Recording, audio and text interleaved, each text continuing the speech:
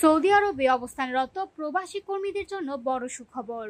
এবার থেকে প্রবাসীরা তাদের নিয়োগকর্তার অনুমতি ছাড়াই চাকরি পরিবর্তন করতে পারবেন। পাশাপাশি সৌদি আরবে প্রবেশ এবং দেশে প্রস্থান হবে আরও সহজ ও স্বাধীন। গালফ নিউজের খবরে আল আরাবিয়ার বরাত দিয়ে বলা হয়েছে, দেশটির বিতর্কিত কাফালা স্পন্সরশিপ সিস্টেমের এই গুরুত্বপূর্ণ সংস্কারগুলো গত রোববার অর্থাৎ 19 অক্টোবর থেকে আনুষ্ঠানিকভাবে কার্যকর হয়েছে। পুরনো নিয়ম অনুসারে 1950-এর দশকে চালু হওয়া কাফালা ব্যবস্থায় কর্মীরা নিয়োগকর্তার সঙ্গে কার্যত আবদ্ধ থাকতেন। নিয়োগকর্তার অনুমতি ছাড়া চাকরি পরিবর্তন করা যেত না, এমনকি দেশে প্রবেশ বা বাইরে যাওয়াও কঠিন ছিল। কিন্তু নতুন নিয়মে পরিস্থিতি বদলে গেছে।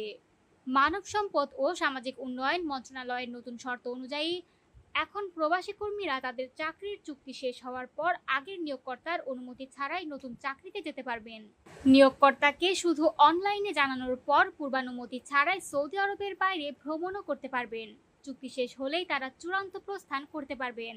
সৌদি আরবের মানব সম্পদ বিষয়ক উপমন্ত্রী আবদুল্লাহ বিন নাসের আবু থুনাইন গত নভেম্বরে এই পরিবর্তনের কথা জানিয়ে বলেছিলেন, এর মূল লক্ষ্য হল দেশটির শ্রমবাজারকে আরও আকর্ষণীয় করে তোলা।